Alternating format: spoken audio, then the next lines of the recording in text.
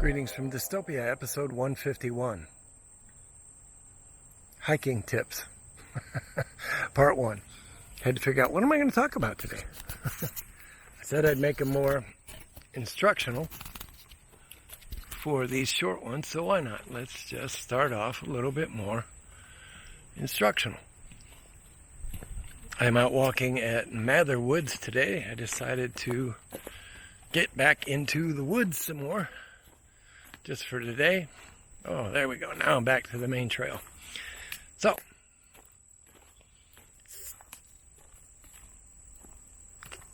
tip number 1. Start off easy. Don't, especially if you're beginning hiking, don't try to go out and, hike the Appalachian Trail on your first weekend out. It's not happening. So, apply a little common sense. Pick smooth, pick flat. Don't go fast, don't go far. Take your time, build up your speed. That works. That's a good way to do it. Number 2, know your park. Know where you're going. Go to the county or the state or the government website if it's a national forest preserve. And take a look at the maps for the park you're going to go walk in. There's no shame in going somewhere and not knowing where you are, not knowing where you're going. There's no excuse for not knowing, the trail, not getting a map. Familiarize yourself with that forest or that park or that open prairie field, Get to know it. Know where you're going. Check in at every park or preserve or forest that you get to. Check in at the main desk if they have one. If not, at the trailhead. Make sure you read the signs that are posted at the trailhead. Like this particular one today. I stepped on a cicada, or almost did. They put up a new sign. Coyotes in the area. I'll show you the sign. So, what's that tell me? I need to be a little bit more vigilant for coyotes. Most of the time, like I talked about in earlier videos, and I tried to show you a few, they will escort you through their territory. Speaking of escorts, I have a couple deer standing right there looking right at us. I happened to look over because I was going to talk about, it's okay. But what I was saying is, if you remember in my earlier videos, like in Redgate Woods and stuff, where I was showing you where the coyotes would just, hug along the trail 50 feet in or so and just keep an eye on me. They would escort me through their territory. So I am now in the deer's territory, so I'm going to get moving and leave them in peace and quiet.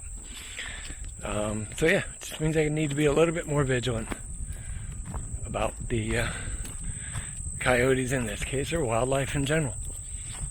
So now, we know we got to start off easy, and we've taken a little bit of time to familiarize ourselves with where we're going.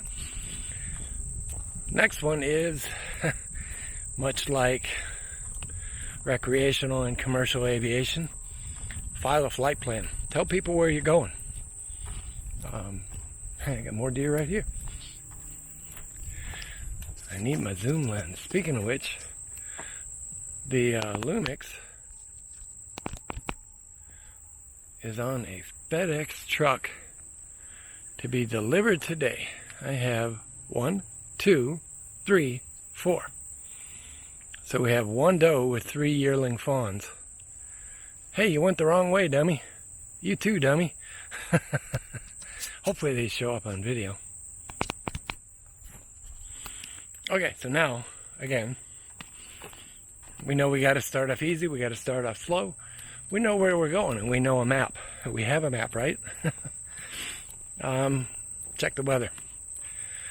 See what it's going to be like that day. Like today, I know it's going to 95 degrees. I know that just to the north, right here, A, from looking out the window, and B, from checking the weather, I know that there is a line of thunderstorms. It is currently moving east and expected to move more northeasterly once it hits Lake Michigan. Does that mean I am clear and safe? No. because up over us, you might be able to see as the lighting changes, from, not just from the trees, but from clouds, you might be able to see that there are some clouds overhead. They have the potential with convection to spring up and drop a little bit of rain. So, always check the weather.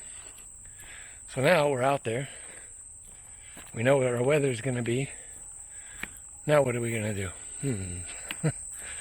We're going to walk. Keep your head on a swivel. Look around. Like you see, I look off in the woods constantly. And I'm always looking around, and that's why I see the deer. I've seen people or had people comment that, you know, we went walking in this preserve and you say you always see deer, or you always see coyotes, or you always see raccoons. Well, it's because I'm looking for them. You know, take your time, get to enjoy what you're doing. Get to know the animals, the plants. But yeah, so that's basically it for today. But the simple ones, you know. If you're just starting out, don't expect to plow out massive amounts of miles. A friend of mine last fall, I logged that, I think it was a 15-mile day, and he posted up, oh, I'm going to go out and I'm going to do 15 miles tomorrow. And a couple of days later, he posted up, oh man, I've been in bed for 2 days, whatever it was, you know. Just so sore and so tired. And yeah, know your physical fitness level. Know what you're capable of doing from the start. Wouldn't hurt to check with a doctor. Mountain bikers, hold on. So now, you know your fitness level. You've talked to your doctor if you think you need to. You now know where you're going. You now have a map or a damn good general idea. I know somebody's going to say, well, I'll save the map to my phone and I have a GPS on my phone. That's cool, but number one problem there is battery. You know, as you guys have seen, I've been out filming and ran out of battery. That's number one. Number two, what if you're in an area where suddenly you have no cell service? Simple fact is, most phones, the GPS in the phone is an augmented GPS. It's an approximate location based on cell tower triangulation. It's not necessarily looking up at the satellites in the sky. I'm fortunate that my phone has a true standalone GPS. So it might be worth checking out if you plan on doing that, and make sure you have battery. Nothing replaces a good old map. We'll talk about maps sometime down the road. That was a question that's been brought up a few times. So we know that. We now know the park. We've filed a flight plan with friends and family. If it's a larger preserve or forest, at the trailhead, make sure you sign in at the trailhead and sign out on your way out, if you're only doing a loop or whatever. So yeah, a lot of it sounds like common sense, and it is, but just never hurts to be reminded of common sense things. Hell, I'm just as guilty of forgetting stuff that's common sense. Anyway, that's it for today, guys. Good, be well. I don't have one with me, but wear a mask where appropriate. And we'll see you guys soon.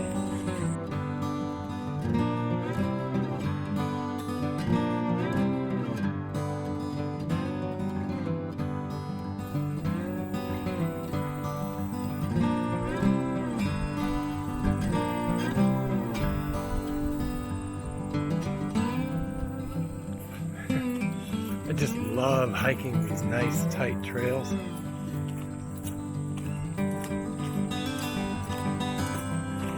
Plenty of birds out and about, screaming and squawking.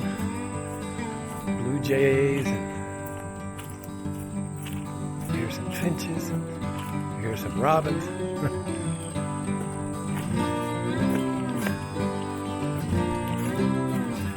But mostly today, blue jays.